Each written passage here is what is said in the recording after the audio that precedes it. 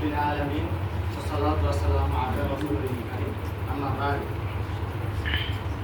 বাংলাদেশ কোরআন প্রশিক্ষণ কেন্দ্র কুয়েত হাসানিয়া পূর্ব অঞ্চল কর্তৃক আয়োজিত আজকের কর্মিটিএস প্রোগ্রামের উপস্থিত আছেন কেন্দ্রীয় সেক্রেটারি, সভাপতি এবং পরিচালক ভাই এবং আমার সামনে উপস্থিত আছেন শিক্ষার্থী ভাইয়েরা।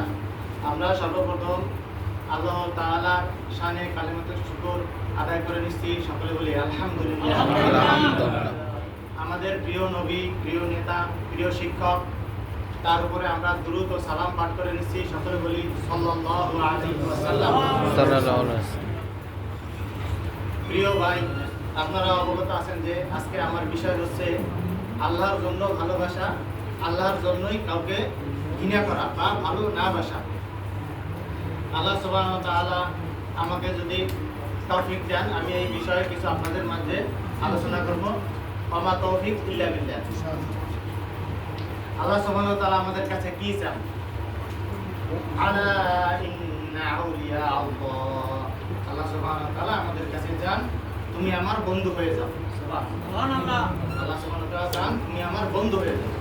তো আমরা যদি আল্লাহ সুবহানাহু ওয়া তাআলার বন্ধু হয়ে যাই, আল্লাহ সুবহানাহু ওয়া তাআলা কি বলেন, আমাদের কি দেবেন, কি ফায়দা দিবেন? লা খাউফুন আলাইহিম ওয়া লা হুম ইয়াহজানুন। আমরা যদি আল্লাহ সুবহানাহু ওয়া তাআলার বন্ধু হয়ে যাই, আর আল্লাহ সুবহানাহু ওয়া তাআলা বলছেন তোমাদের কোনো ভয় নাই, না দুনিয়ায় না আখিরাতে। আমার আলোচনার বিষয় হচ্ছে আল্লাহর জন্য ভালোবাসা, আল্লাহর জন্য ঘৃণা করা। قال رسول الله صلى الله عليه وسلم রাসূল সাল্লাল্লাহু আলাইহি ওয়াসাল্লাম বলেন, মান আহাব্বা লিল্লাহ, কেউ আল্লাহর জন্য ভালোবাসে, যে আল্লাহর জন্য ভালোবাসে, ওয়া আবগাদা লিল্লাহ, আল্লাহর জন্যই কাউকে ভালোবাসে না, ওয়া আতা লিল্লাহ, এবং আল্লাহর জন্যই কিছু দান করে, কিছু কাউকে দেয়, সাহায্য করে, ওয়া মান আ লিল্লাহ, এবং আল্লাহর জন্যই কাউকে কিছু দেওয়া থেকে বিরত থাকে। তাহলে কি হয়? ফাকাত ইস্তাকমালাল ঈমান, তাহলে সেই ব্যক্তি তার ঈমানকে পরিপূর্ণ করিল। আল্লাহর জন্যই কাউকে ভালোবাসে।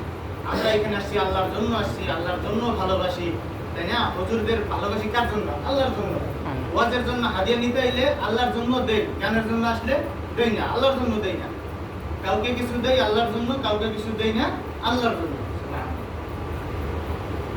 এবং এই কথাটাই যেমন আল্লাহকে ভালোবাসা, আল্লাহকে ভালোবাসা ফরজ। আল্লাহ সুবহানাহু ওয়া তাআলা এই আয়াত কে না জানে? ইন্না সলাতি ওয়া নুসুকি ওয়া মাহইয়ায়া ওয়া মামাতি লিল্লাহি রাব্বিল আলামিন। আল্লাহ সুবহানাহু ওয়া তাআলা এই আয়াতে বলছেন যে তোমার জীবন উৎসর্গ করো আমার জন্য। তোমার জীবন উৎসর্গ করা কার জন্য? আমার জন্য, আল্লাহর জন্য। এবং আল্লাহর জন্য জীবন উৎসর্গ করা কি ফরজ, আল্লাহকে ভালোবাসা কি ফরজ। এবং আল্লাহকে ভালোবাসা ফরজ এবং আল্লাহর জন্য ভালোবাসা ওয়াজিব। আল্লাহ সুবহানাহু ওয়া তাআলা বলেন, আমার মর্যাদার জন্য যে একে অপরকে ভালোবাসবে, মহব্বত করবে, আল্লাহ সুবহানাহু ওয়া তাআলা কাল হাশরের ময়দানে তাকে খুঁজবেন এবং বলবেন তুমি আমার আরশের ছায়াতলে আসো। সুবহানাল্লাহ। এবং রাসূল সাল্লাল্লাহু আলাইহি ওয়াসাল্লাম বলেন, আল্লাহর ভালোবাসায় যদি কেউ আপনার মহব্বত করে, শুধু আল্লাহর জন্য একে অপরের মহব্বত করে, রাসূল সাল্লাল্লাহু আলাইহি ওয়াসাল্লাম বলেন তাকে জানিয়ে দাও আমিও তাকে ভালোবাসি। সুবহানাল্লাহ। এবং আল্লাহর জন্য ভালোবাসা আল্লাহকে, মানুষকে আল্লাহ পর্যন্ত পৌঁছে দেয়। আল্লাহর জন্য ভালোবাসা আমাকে, আপনাকে, মানুষকে আল্লাহ পর্যন্ত পৌঁছে দেয়। এবং আল্লাহর সাথে ভালোবাসা, আল্লাহর সাথে ভালোবাসা হচ্ছে হারাম, আমাদের জন্য নিষেধ। আল্লাহর সাথে ভালোবাসা মানুষকে আল্লাহ থেকে গাফিল করে দেয়। আল্লাহর সাথে ভালোবাসা শিরক।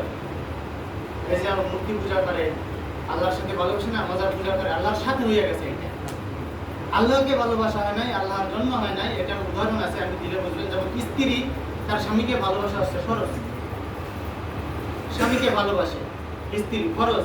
এবং স্বামীর যে ভাই আছে, তার পিতামাতা আছে, তাদের ভালোবাসে স্বামীর জন্য, এটা ওয়াজিব তার জন্য, নাকি স্বামীর জন্য ভালোবাসে।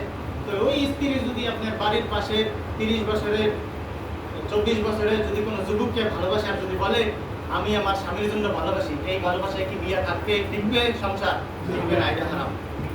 তাহলে আল্লাহর জন্য ভালোবাসা, আল্লাহর জন্য ভালোবাসা, আল্লাহকে ভালোবাসা এবং আল্লাহর সাথে ভালোবাসা, এই আল্লাহর সাথে ভালোবাসা আমাদের জন্য হচ্ছে যে আপনার হারাম, শিরক নিষিদ্ধ যেটা। এবং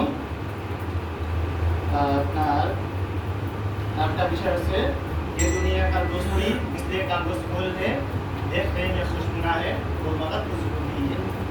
মানে এই কবি বলছেন যে এই দুনিয়ার ভালোবাসা কাগজের ফুল, এখানে ঘেরান নাই, মধু নাই, কিছুই নাই। আসল ফুল এসে আসলে আল্লাহকে ভালোবাসা।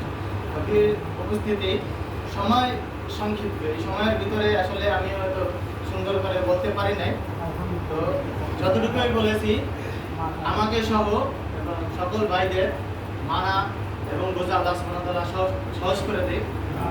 আমিন। ওয়া আলাইনা ইল্লাল বালাগ ওয়া আখিরু দাওয়ানা মাশাআল্লাহ।